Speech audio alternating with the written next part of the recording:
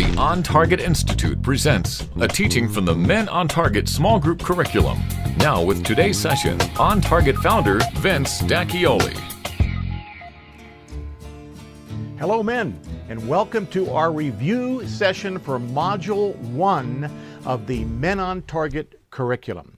I want to really press you right now to go to our website, otm.co, and be sure and download the handouts for this session. As you know, for every session we have handouts available at otm.co.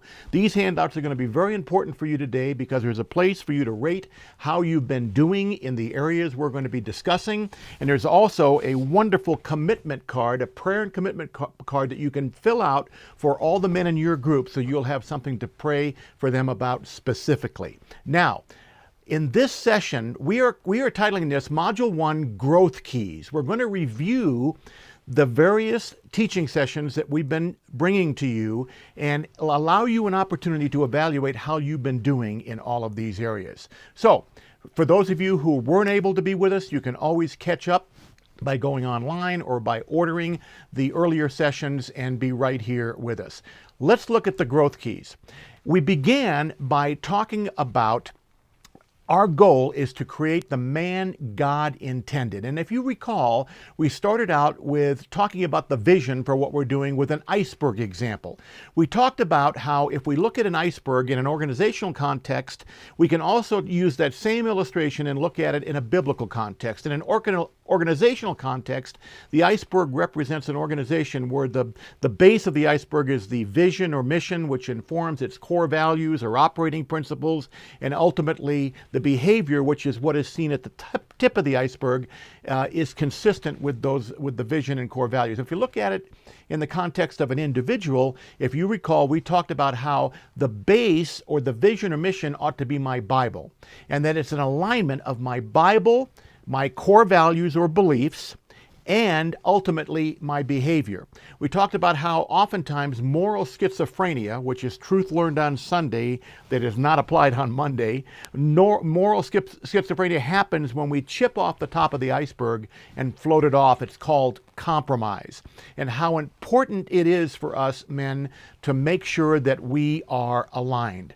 Then we talked about the change process and how difficult it is to bring about change in our life. And I shared with you what I call the 6 principles for effective change. And if you remember, the slide will show you the first 3 are what we call the cycle of hopelessness. It's event, awareness, and decision. We go to an event, and the event brings about an awareness that we need to make a change, and we make a decision to change, but then ultimately that change doesn't take place because we haven't entered the 4th phase, which is commitment.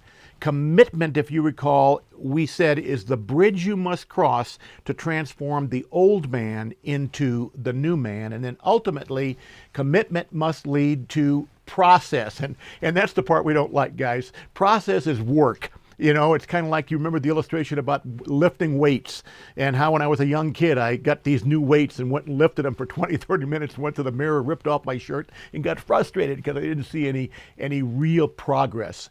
So if you don't commit to the process, then change is not going to happen. And then ultimately out of the process, we can begin to see change if we stick to it by making a commitment. So after that, then we started talking about who is this God?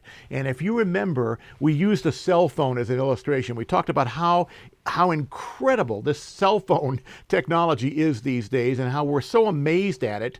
And yet, when we think about it, that cell phone was manufactured by man, by you and me, by mankind. And yet, one hair out of our head, if we look at that under a magnifying glass or microscope, we don't even understand what's going on in that one little hair at the cellular level. And so raise your awareness. Going from that cell phone, if man made the cell phone and one hair on our head is more technologically advanced than that cell phone, it begs the question, who made man? And we tried to talk about how awesome and how incredible this being we called God really is. So we talked about who is this God. Then we talked about the problem. In our culture, the problem is we kind of understand who God is, but we're we're pursuing oftentimes the wrong God. We talked about the difference between pursuing a God that we want versus the God who is.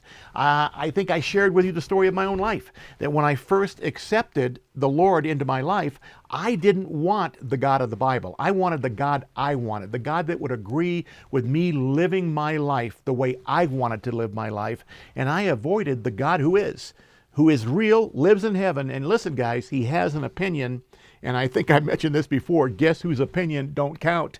So we have to make sure that we are pursuing the right God. Then we talked about, what does he want? Okay, we're kind of understanding who he is now. What does God really want of you and me? And our verse comes from Matthew 22:37, probably one of the most important verses in the entire Bible, where someone asked Jesus the question, which is the greatest commandment in the law? And you guys all remember this. Jesus, knowing the man thought he already knew the answer, replied, and this is powerful, here are the two greatest commandments. Love the Lord your God with all your heart, with all your soul, and with all your mind. This is the first and greatest commandment, he says. And the second is like it. Love your neighbor as yourself. And you may remember me sharing that tender story about speaking in the all African American church and challenging all of us to really consider the importance of loving the Lord your God first as a prerequisite to being able to love my neighbor as myself. Those two commandments, listen guys, are in that order for a reason. And it's very important that we get that, because God's ultimate plan for planet Earth is really quite simple. It can be distilled into one sentence, and it is this: that an invisible God is made visible, listen, in the actions, not words, in the actions of those who fellowship with his son Jesus. Period. That's God's plan for planet Earth. Then the next several sessions we talked about, okay, how do I get to know this God? And guys, listen, let me just go through this quickly. It begins with trusting God. You remember Peter in the boat and Jesus walking on the water, and that funny little illustration we used early on where Peter says, Lord, if that's you, tell me to come to you on the water, because I know if that's you, Lord, I can trust you. And what does the Bible say? Jesus said, come on, Peter, it's me, you can do it, right? And Peter got down on the boat and he literally walked on the water. Why? Because he trusted in his God. But listen, men, as soon as he took his eyes off of Jesus and he focused it on the current circumstances, the water, the storm, he began to sink, literally. So the first thing is that we have to trust God. The second thing we talked about is the importance of letting go of our way of doing things. We've got to let go of our wanting to control things in our life in order to be able to really get up close and personal with God. And then the third thing, and the most important thing, is that we need to draw near to him. Draw near to him by spending time, that's the four-letter word we talked about, alone with God every day. And listen, the key here is to be alone with God. You remember we talked about you cannot develop intimacy with God if you're in a crowd. And we talked about the importance of being careful not to allow your time in church or with others in prayer to substitute for your personal alone time with God. Guys, I've been making a commitment recently to get up at 5 o'clock every day. I'm spending now 2 to 3 hours alone with God. And I got to tell you, it's life transforming. And I'm not saying you've got to spend that kind of time every day. That's the way I have to do it, because it takes me that long to get my mind clear. But it's very important that you spend alone time with God every day doing three things. We need to be reading the Word, praying, and praising him. Isaiah 30:21 says, whether you turn to the right or to the left, your ears will hear a voice behind you saying, this is the way, walk in it. We will never be able to have the kind of intimate relationship with God to where we can really drill down and hear his voice unless we are willing to spend time every day with God, reading the Word, praying, and praising him. We unpack those three ideas in a pretty comprehensive way. And again, if you weren't there for those sessions, I'd really encourage you to look at them, download them, and research some of the things that we talked about. Now, in keeping with our promise, for this session, we want to talk about life implication and life application as well. Life implication: without an honest review and commitment to change, I will not become the man God intended. That's simply the way it is, guys. We've got to commit to reviewing our progress, being honest with ourselves in order for us to become the man God intended. Life application, here's what we want you to do in this session. Here are the different areas that I want you to evaluate yourself on a scale of maybe 1 to 5 or 1 to 10, 10 of course being the best. How are you doing in, first, understanding and living out godly character? How are you doing on a scale of 1 to 10?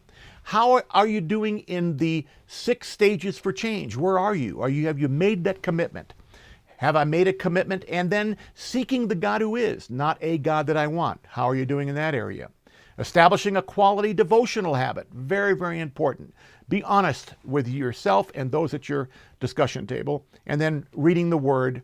And finally, prayer. How are you doing in that area? Reading the Word, prayer, and praising God. Now, what I want you to do is fill out that form that you have before you. Have a discussion with the men at your table and be honest with them about how you're doing in those areas and ask them to pray for you. There's a commitment card that they can fill out and say, I'm going to pray for Joe because he's admitted to us that he's struggling in the area of really spending alone time with God.